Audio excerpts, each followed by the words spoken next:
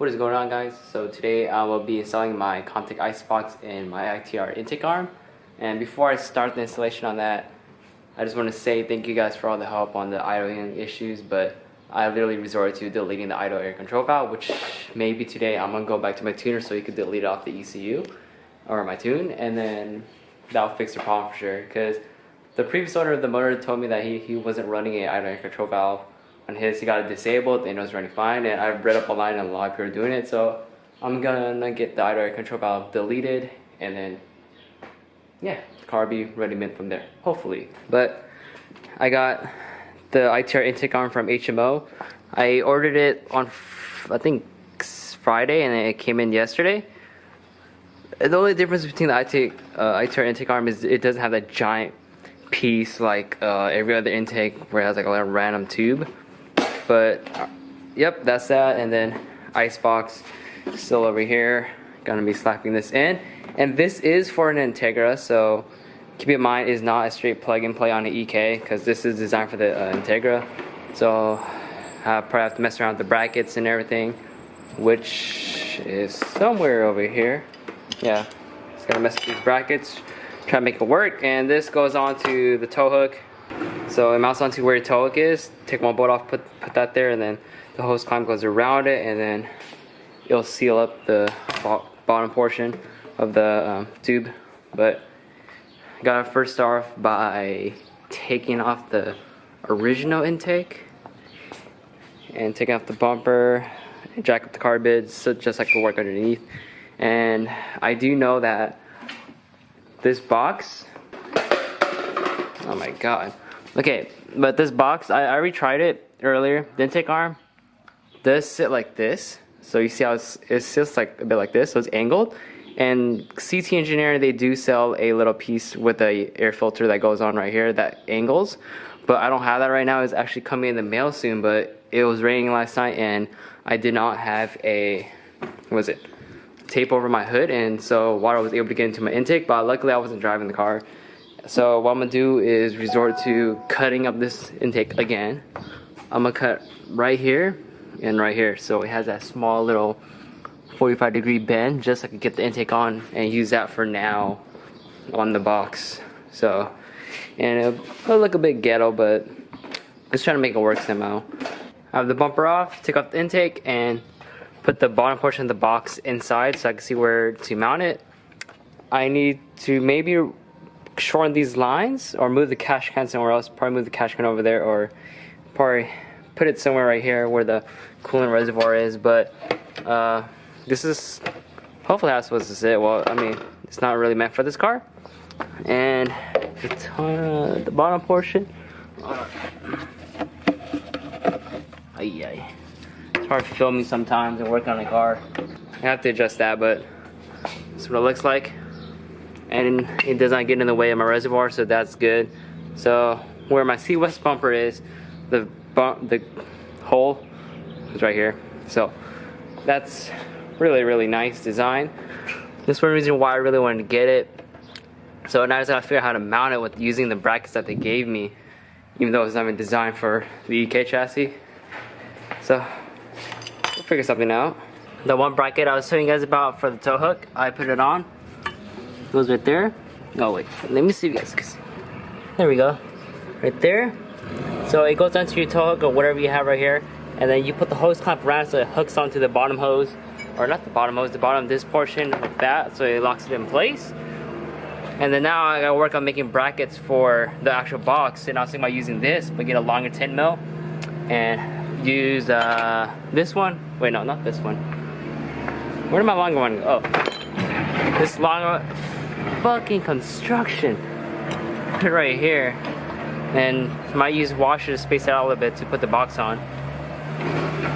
You see what I have to deal with?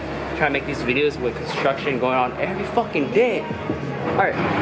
Oh my god. I'm gonna put this on and then show you guys. There's a little progress trying to figure out how to get this in here. It's in the way of the AC lines.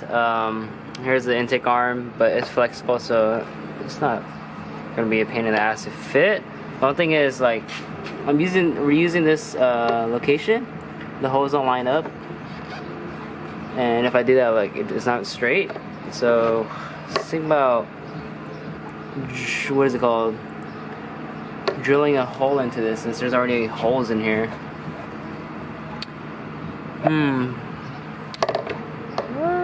We'll make it work. Probably just drill out a hole and then take the stud out and then get a longer stud just to hold it in place, because this is, oh, now it's a little too high.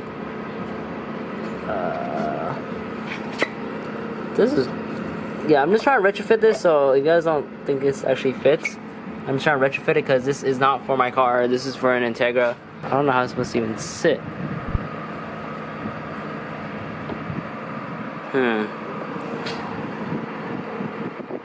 I call this adjust the bracket and make it go up more.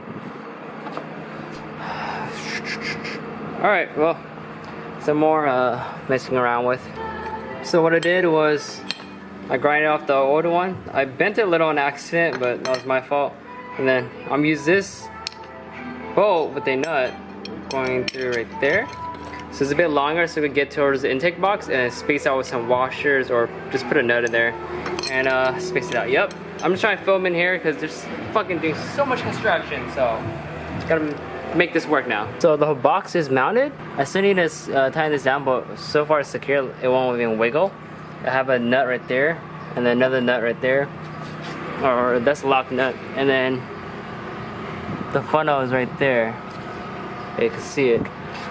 So it's all in there, it's all secure, it won't come off or anything. I just have to adjust a little bit more and then finish it off. But I need to find a spot for the cash can now. The cash can won't even go back to its regular location, so I'm trying to put it somewhere back there right now. That's why I took the hose off. So we'll make it work. I might just put it right here where my old Cusco can was. Or if anything, I just take off this bracket and then take out the wires and just zip tie down there, and I can just put the cash can right here. It looks way clean with that intake. I just gotta trim the AM1 and then put the filter in. And cash can, I can't put it over there, or I can't even put it back there unless I delete my battery, so I'm gonna put it right here. And I'm gonna trim the lines, cut the lines off, and then put the put the fittings back on and then plug it back up.